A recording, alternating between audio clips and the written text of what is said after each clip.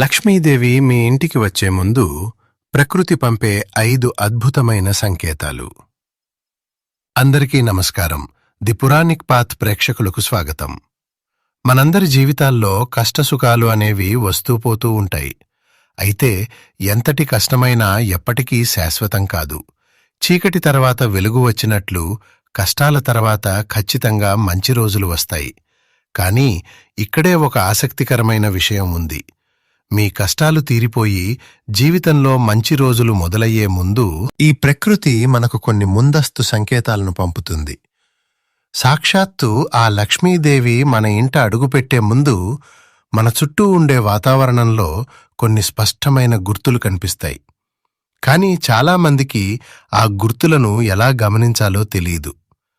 మరి మన కష్టాలన్నీ తీరిపోయి మంచి రోజులు రాబోతున్నాయని ముందుగానే ఎలా తెలుసుకోవాలి? ఈ విషయాలు నేను సొంతంగా చెబుతున్నవి కావు. సాక్షాత్తు ఆ పరమశివుడు పార్వతీదేవికి వివరించిన అద్భుతమైన రహస్యాలివి. ఆ 5 శుభ సంకేతాలు ఏమిటో, అవి కనిపించినప్పుడు మనం ఏం చేయాలో ఇప్పుడు చాలా స్పష్టంగా తెలుసుకుందాం. ఈ వీడియోని ఎక్కడా స్కిప్ చేయకుండా పూర్తిగా వినండి. ఎందుకంటే ఇలాంటి దైవ రహస్యాలు తెలుసుకోవడం కూడా ఒక అదృష్టమే. ఒకరోజు కైలాస పర్వతం మీద పరమశివుడు ప్రశాంతంగా ధ్యానంలో ఉన్నాడు.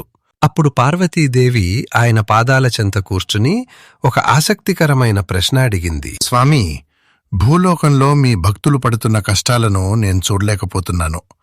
ఎంత కష్టపడినా కొందరి చేతిలో చిల్లిగవ్వ మిగలడం లేదు.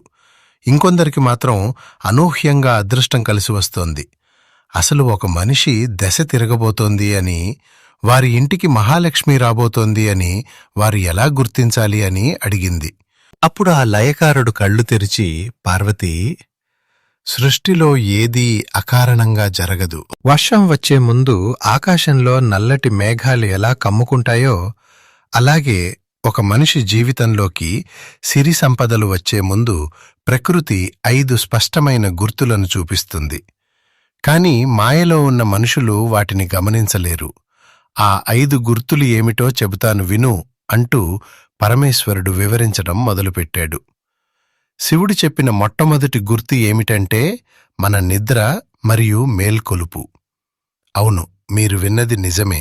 సాధారణంగా మనల్ని ఎవరైనా లేపితేనో లేదా అలారం మోగితేనో గాని మనం నిద్రలేవం.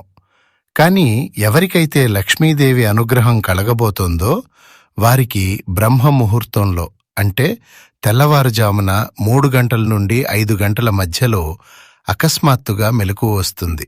అది కూడా ఉలిక్కిపడి లేచినట్లు కాకుండా మనసు ఎంతో ప్రశాంతంగా, తేలికగా అనిపిస్తూ దైవచింతన వైపు మళ్లుతుంది. ఇది సామాన్యమైన విషయం కాదు. ఆ సమయంలో దేవతల సంచారం భూమి మీద ఎక్కువగా ఉంటుంది. నీ అంతరాత్మ ఆ దైవిక శక్తిని గ్రహించి నిన్ను నిద్రలేపుతుంది అనడానికి ఇదే నిదర్శనం. ఇలా వరుసగా కొన్ని రోజుల పాటు బ్రహ్మముహూర్తంలో మెలకువ వస్తుంటే మీ జీవితంలోని చీకటి తొలగిపోయి వెలుగు రాబోతోంది అని అర్థం. అలా మెలకువ వచ్చిన వెంటనే మళ్లీ దుప్పటి కప్పుకుని పడుకోకుండా ఇష్టదైవాన్ని మనసారా స్మరించుకుంటే ఆ రోజు మీరు పట్టినదల్లా బంగారమే అవుతుంది. ఇక 2వ సంకేతం జంతువులు మరియు పక్షుల ప్రవర్తన.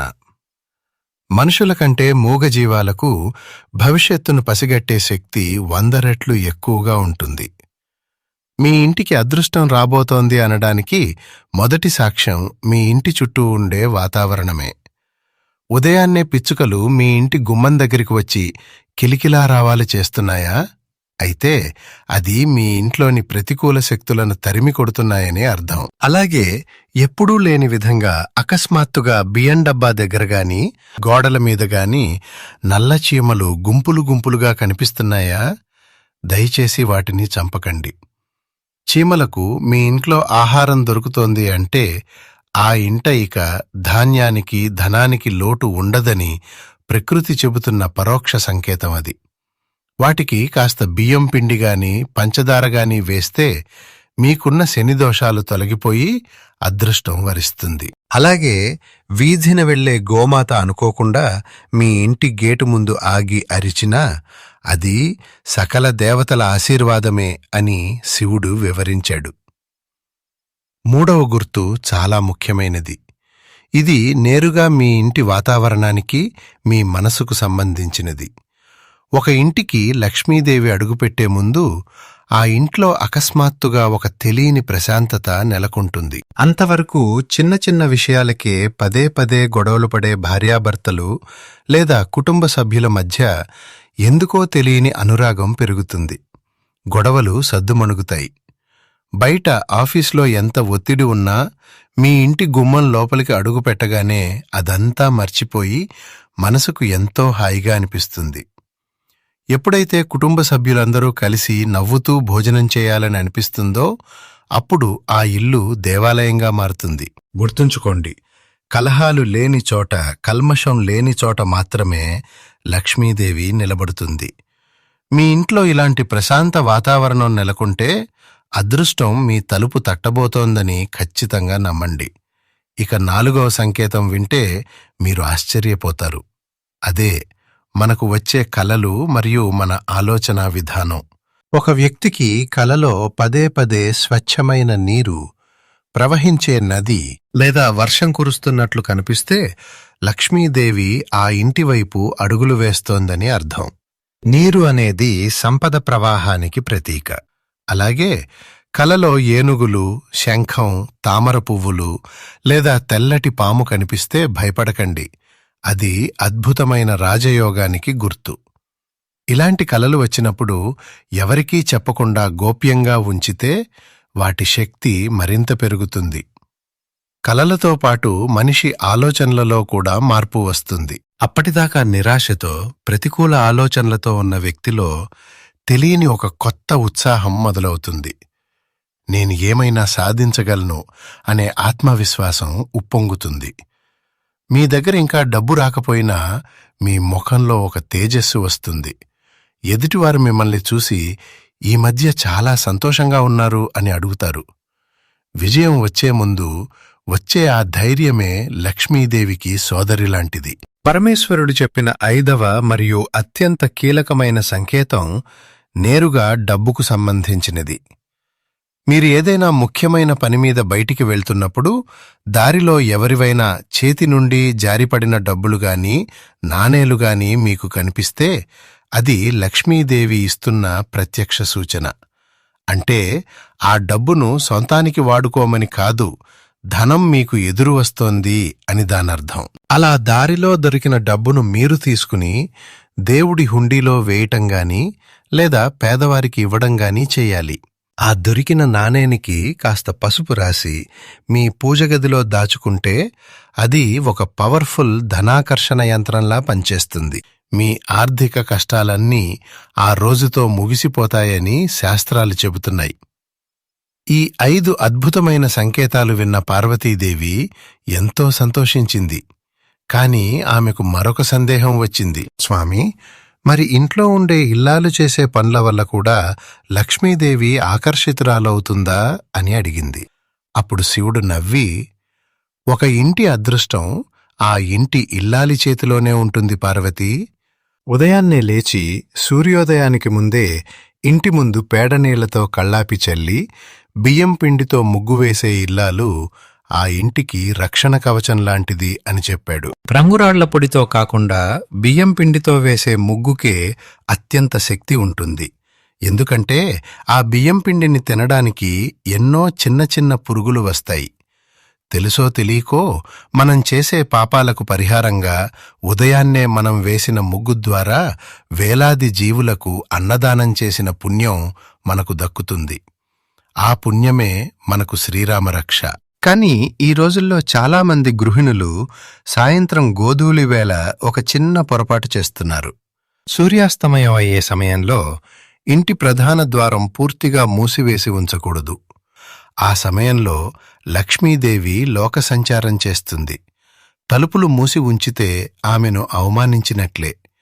సాయంత్రం 6 నుండి 7 గంటల మధ్య కనీసం ఒక్క తలుపు అయినా తీసి ఉంచి పూజగదిలో మరియు తులసికోట దగ్గర ఇల్లాలు దీపం వెలిగించాలి.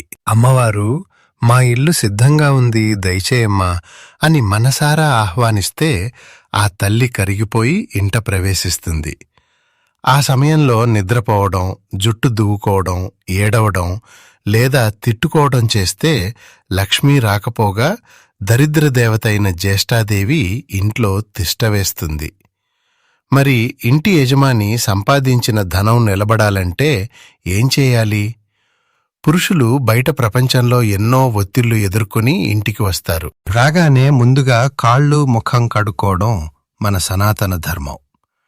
బయట చెప్పులు వేసుకుని తిరుగుతారు కాబట్టి ఆ శని ప్రభావం పాదాల మీద ఉంటుంది.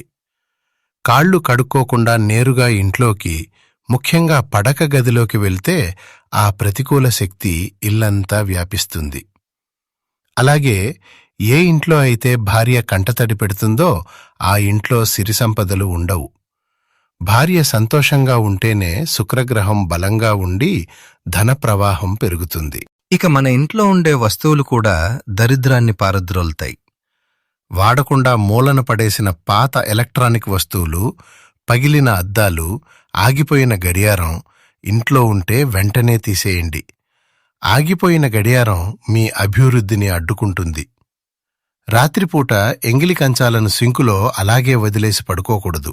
అది ఇంట్లో నెగటివ్ ఎనర్జీని, రాహువు ప్రభావాన్ని పెంచుతుంది.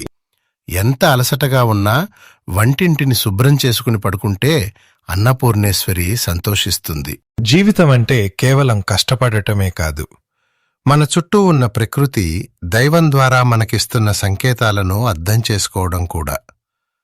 మన నిత్య జీవితంలో మనం చేసే చిన్న చిన్న మార్పులు, ఈ దైవిక నియమాలు మన దశను ఎంత అద్భుతంగా మార్చగలవో.